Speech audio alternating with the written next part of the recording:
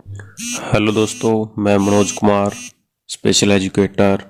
आज का हमारा टॉपिक है हियरिंग इम्पेयरमेंट्स, श्रवण बाधिता।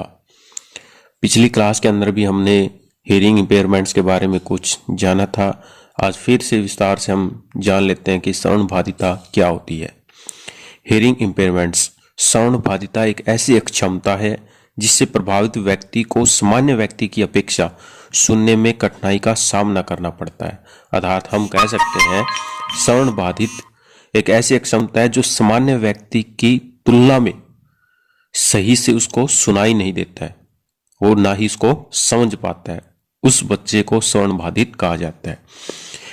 डेफिनेशन से जानते हैं, इसकी डेफिनेशन है हियरिंग इम्पेयरमेंट्स उस व्यक्ति को कहा जाएगा जो 60 डीबी या उससे अधिक डीबी सुनने की अक्षमता रखता है। अर्थात जो यहाँ पे जो डीबी वर्ड आया है वो डीबी वर्ड क्या है, ध्वनि को मापा जाता है।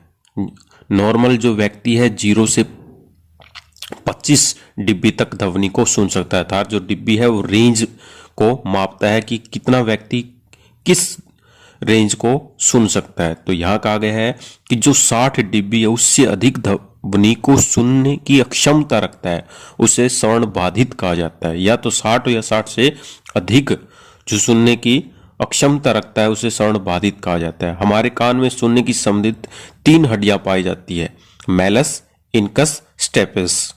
कौन सी हड्डी पाई जाती है? 3, मैलस, इनकस, स्टेपिस। जो स्टेपिस हड्डी है वो हमारे मानव शरीर की सबसे छोटी हड्डी है। इन तीनों हड्डियों के द्वारा आंतरिक कान में ध्वनि पहुंचती है और सुनने की नस द्वारा ब्रेन से संबंधित होती है या ब्रेन से संप्रेषित होती है। अर्थात हम कह सकते हैं इन्हीं हड्डियों के माध्यम से जो बाह्य कान हमारा बाहर त्वचा के अंदर ये दिख रहा है कान, इससे ध्वनि कान के बाह्य परत पे पड़ती है, इससे अंदर जाती है। अंदर जो आंतरिक कान है उसमें मैलस, इनकस, स्टेपस से होते हुए कान के पर्दे पर जब ध्वनि पड़ती है वो वाइब्रेट करता है। वाइब्रेट से ध्वनि सिग्नल के रूप में हमारे कान के अंदर जाता है। जो सिग्नल है वो हमारे ब्रेन तक पहुंच पाता है। उसके बाद ही हम ये समझ पाते हैं कि हमारे सामने जो व्यक्ति खड़ा है, जो संप्रेषण कर रहा है, वो क्या बता रहा है। यदि किसी कारण इस प्रक्रिया में कोई बाधा या क्षति या घात हो जाए तो उस स्थिति को श्रवण क्षतिग्रस्त कहा जाएगा। अर्थात हमारे बाह्य कान के अंदर कोई प्रॉब्लम हो जाए, कट जाए, किसी कारणवश कोई दिक्कत हो जाए, या अंदर जो कान है उसके अंदर मेल की मात्रा ज्यादा बढ़ जाए, या कान का बहना शुरू हो जाए, कान का पर्दा फट जाए। जैसे किसी बच्चे को जोर से थप्पड़ मारने से उसके कान का पर्दा फट जाता है, ठीक है, या किसी कारणवश जब बच्चे का जन्म होता है डॉक्टर की लापरवाही के कारण, इन सभी के कारण कान के किसी भी भाग के अंदर कोई भी आघात हो जाता है या क्षति हो जाती है, उसके कारण बच्चे को सुनना बंद हो जाता है। उसी स्थिति को श्रवण बाधिता कहा जाता है या श्रवण क्षतिग्रस्ता कहा जाता है।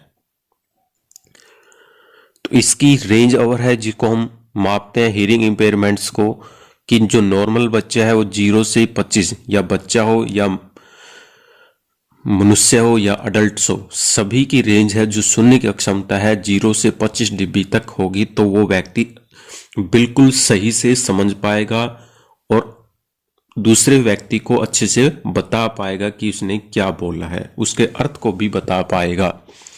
यदि 0 डिग्री से कम है तो भी नहीं सुन पाएगा, यदि 25 डिग्री से ज्यादा है तो भी वो नहीं सुन पाते।